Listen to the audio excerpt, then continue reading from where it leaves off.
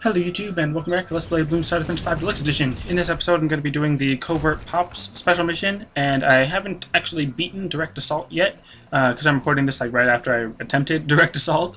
So let's see, Covert Pops, I think I actually will use the Spike Factory one. Not sure exactly how well that's going to go, but anyways, let's see. So Direct Assault, still haven't done that. Because I still don't know how to beat it, but Covert Pops, the Bloons are invading Snake River with the most deadly stealth force they must have known, blah blah blah. Meerkats were on leave. So basically, every Bloon is camouflaged, and you only get one life. So let's see how this goes. So yeah, the Bloons are invading Snake River with the most deadly stealthy force. They must have known the Meerkats were on leave. Past 50 rounds with a twist, all Bloons are camo and only one life. Basically what I just said. And at first I was thinking like, yeah, sure, I'll just use special agents and stuff, but I can't use special agents, or at least not the Meerkat Spy, which allows camo detection for non-camo detecting towers. So I'm going to use the Spike Factory, because you start off with 1,000 cash. I'm not sure if that's actually normal, because it's on hard. I don't remember starting off with 1,000 cash on hard, but that could just be me. I don't remember having enough for a Spike Factory at the beginning of the level. I don't know. Anyways, and also because I have triple lives, technically I've got 3 lives, so that doesn't mean anything. It's kind of like cheating, or it makes me think of cheating. And I could use a banana farm, which means I could get even more lives, which I just realized. That's amazing. In my opinion, I think that's kind of amazing. But anyways, also I think it'd be kind of cool if for each spike in the specialty building for the Spike Factory, it says that you get a free road spike pile each round. I think it'd be pretty amazing if you could get one free road spike per Spike Factory that you have, because then you get like 20 per round and then just be unstoppable. Which obviously getting 20 free road spikes per round would not be unstoppable, but it'd be pretty nice to accrue a bunch of road spike piles, because that'd be pretty cool. But anyways, what am I doing? I am saving up for a banana farm, because I really want to get a banana farm so I can get more lives and more money, both of which are very nice. And what round is this? This is round 5, so pretty sure at the end of this round, no, probably at the end of the next round, I'll be able to afford a banana farm. And because of that Spike Factory, because it's near the end, it has good enough time to lay out spikes before the Bloons can actually pop it. So very nice, very nice. Banana farm, very soon, gonna be able to place it. Come on, come on. Okay, fine, just gonna have to wait till the end of the round. Gonna place all the way over here in the corner. And unfortunately, I can't use the monkey farmer, so I'm going to have to gather these by hand, which obviously isn't a huge deal, because I don't really move my mouse around that much during the round, because I usually just build stuff in between rounds rather than during the round, which I'm not actually sure is true. I think it's probably smarter to build things in between rounds rather than during the round, especially when you have banana farm or dartling guns, but I really actually don't remember what I usually do, because for some reason that's just something I don't pay attention to. Very odd to me, but anyways, what am I talking about? Are there... nah. I was going to ask a question that's like, no, you don't need to ask that question. So I'm just not going to answer it. Or not going to ask it. Or answer it. Kind of. I can't really answer the question because it's a question towards you guys. But anyways, what was I going to talk about? Someone, the Icelandic person. I do recognize your username. You have been very persistent with your comments and messages, which I kind of say in a negative tone, but I kind of don't necessarily mean it in a negative tone. It's not that bad of a thing. But anyways, what was I going to talk about? I was going to talk about... Yes, I know you're Icelandic. You don't need to always say that you're Icelandic in your comments. So yeah, it's not a bad thing, but just letting you know you don't have to say it.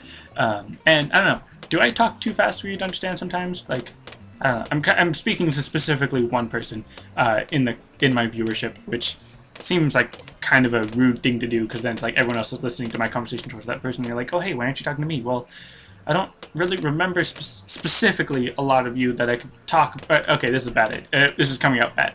I do remember specific subscribers as far as their comments and everything, but I probably shouldn't single out subscribers, because that's kind of like having a favorite child, even though you guys aren't my children, and it's fine. Well, I was going to say it's fine to have a favorite child, but that's only because I kind of am my parents' favorite, which is kind of mean to say, but it's kind of true, but not necessarily true. Anyways, I should probably start talking about that, in case any of my siblings are watching this. But anyways, what am I talking about? I am talking about nothing. I'm going to talk about the Spike Factories. They are pretty good. They can pop all Bloon types relatively soon in their upgrade cycle. They're a little bit expensive. Not too expensive, but they're obviously a little bit more pricey than, say, a Dart Monkey or Ring of Fire or something, because I'm already spending more than I think you would on a fully upgraded 4-2 Dart Monkey. I think? Probably not, but it seems like I am. But anyways, this is a pretty good tower. Again, I'm surprised that I was able to start it off just buying that one. I don't remember being able to buy a Spike Factory right off the bat, but oh well. I also have the Banana Farm, which is pretty helpful. Not only in getting the lives, but the money as well, or not just the money, but the lives as well. I don't know which one you would prefer, which one you would think is more important. And again, I'm a little surprised at how strong the Spike Factory is. Again, I keep saying again, but what am I saying? I don't know what I'm saying. But what else is new? Spike Factory. I don't know what the specialty building does. I mean, obviously I know that it gives you the free road spike, but specifically as far as reducing cost, that's obviously a given. But I don't know if it increases its range or its attack speed. I mean, I could just read it. It's not like it's some big mystery. But I don't know. I'm going to upgrade my Banana Farm one more time, just so I can get a little bit more cash out of each round, and it can start paying itself off a little sooner, which I don't think it actually makes a huge difference. But anyways, let's get that, and then... yeah, alright, so then the Spike Factory is pretty good. Its only weakness right now would really be like pink balloons, which I think are going to start showing up soon. Actually, right now its weakness is also lead balloons, because that's kind of a problem. And what am I going to do? I could also use Buccaneers. That would actually be really helpful at the moment. I should probably build one, but I might not. I don't think I will. Well, maybe.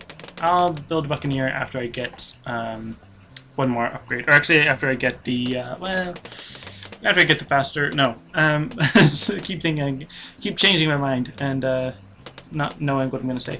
But we're down to this 20. Yeah, I can afford, or I can get up to 925 in order to get the red hot spikes before then, because I need to save up. Or yeah, it's still got like 7 rounds, but I was thinking round 24. But that's just the normal camo balloon, which obviously is not going to be very powerful in this special mission because it's just not. Everything's already camouflaged, but. What am I saying? I never know what I'm saying. I keep saying that a lot this episode.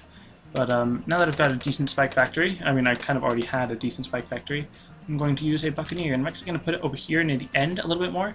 It actually doesn't have camo detection. Oh man, I just realized getting the Buccaneer specialty building would actually be really good on this stage, because then I could grant camo detection to all the balloons within, or all the towers within range. Which would actually be really good right now. And apparently, because the camo balloon was already camouflaged, they gave it regrow abilities to make it more difficult, which really did not make it any more difficult at all for the Spike Factory, because it does all of its damage at once, basically. Which for some reason reminds me of Log Horizon, which is another great anime similar to Sword Art Online, and yet very different from Sword Art Online in various aspects. But Log Horizon, really great show. I've probably already talked about it before.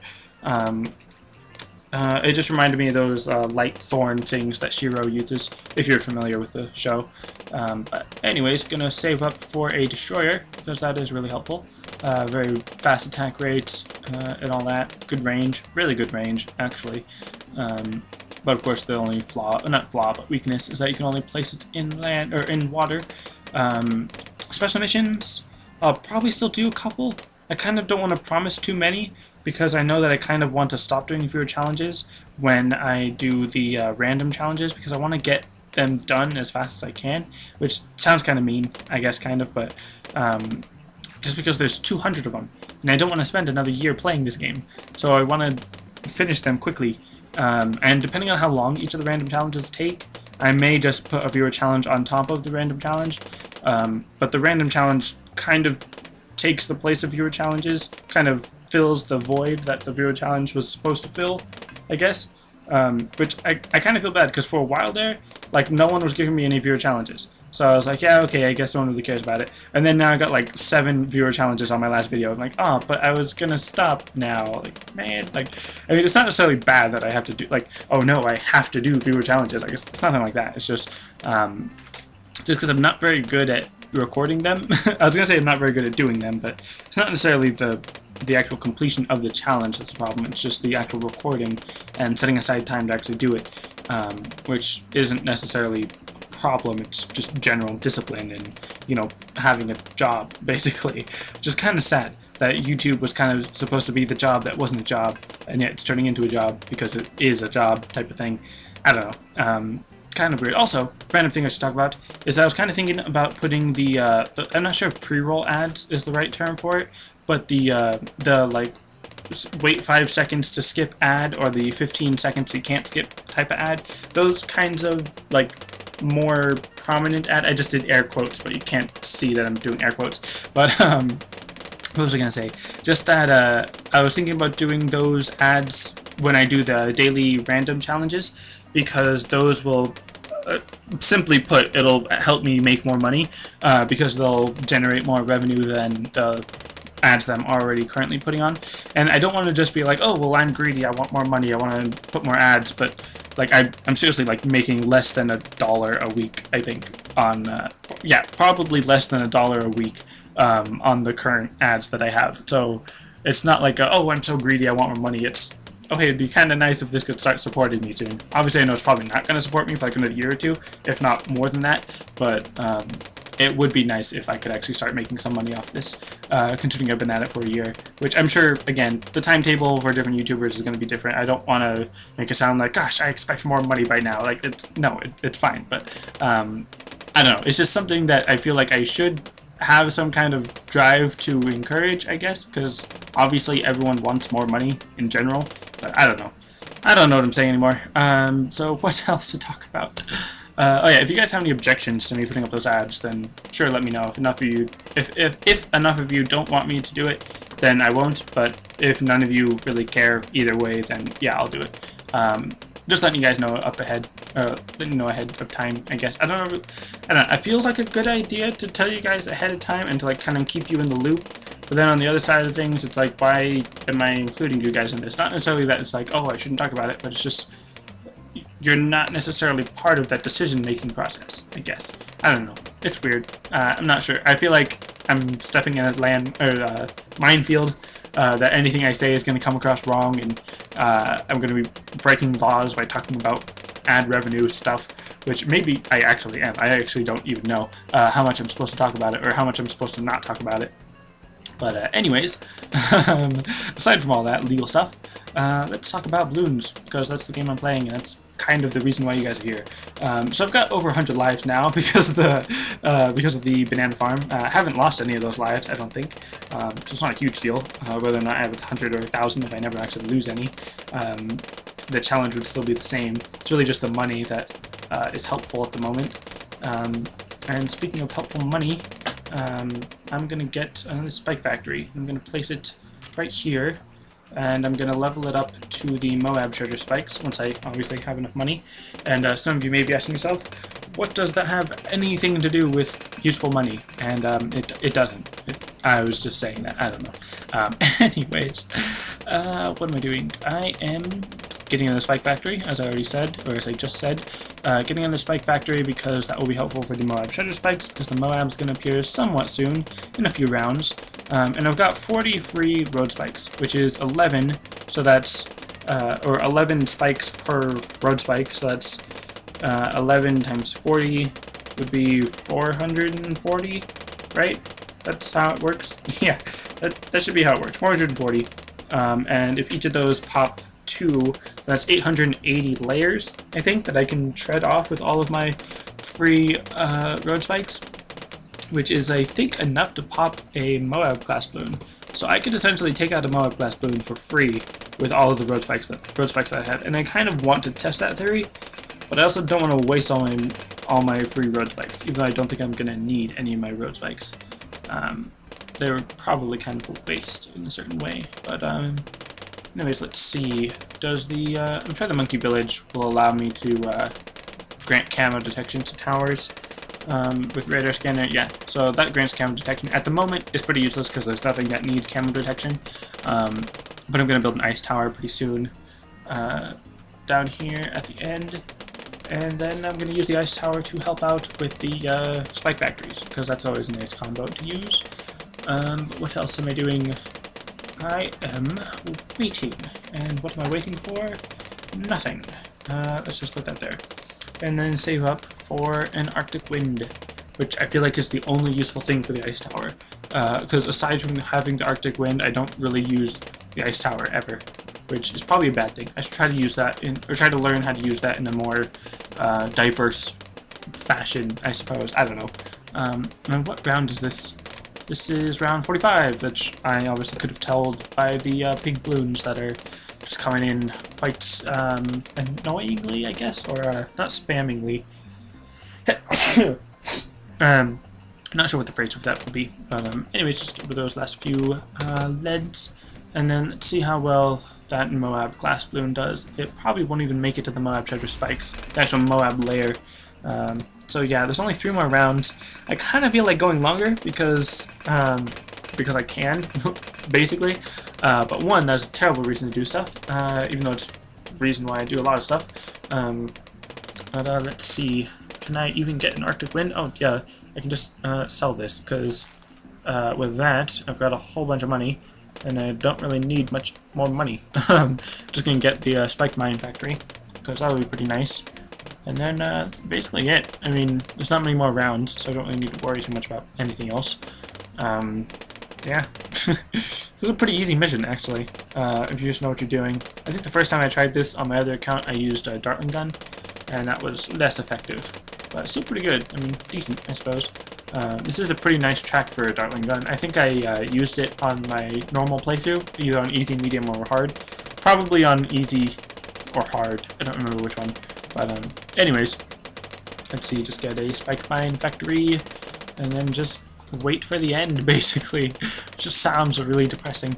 But yeah, I mean, that's basically all I need. The Ice Tower and the Monkey Village are kind of just extra support towers. They're not really necessary. I think the Spiked Mine Factory and the Destroyer, plus the Moab Treasure Spikes, are really all you need to beat everything. Because even though it's on hard, so everything moves faster and it costs a little more, it's still only the first 50 rounds, so it's still technically easy. Quite literally easy. Probably. I don't actually know the specific literal definition of easy, so I'm not sure if I can actually use that. It's metaphorically easy. Probably. I don't know. And because this is the last round, I'm actually going to wait for these balloons to pass by, and then once the next Moab class balloon appears, I'm just going to start spamming these road spikes, whichever one it comes down, and there we go. Just going to spam all these free road spikes and see if it, yep, wow, I didn't even get halfway through, or about halfway through, and then that got destroyed. So, wow, that's pretty easy, pretty nice. I like it. And next one that I'm going to try to record in just a few moments will be the Wizard Lord, which may take a while, and 30 custom rounds, so actually probably, maybe not that long. But anyways, Direct Assault, still going to need your feedback on how to beat it. I'll probably record Wizard Lord, and I'll wait for special agents only, so I'll probably just record Wizard Lord today in advance and all that. So anyways, that's going to be it for this episode. Thanks for watching, and I'll see you next time.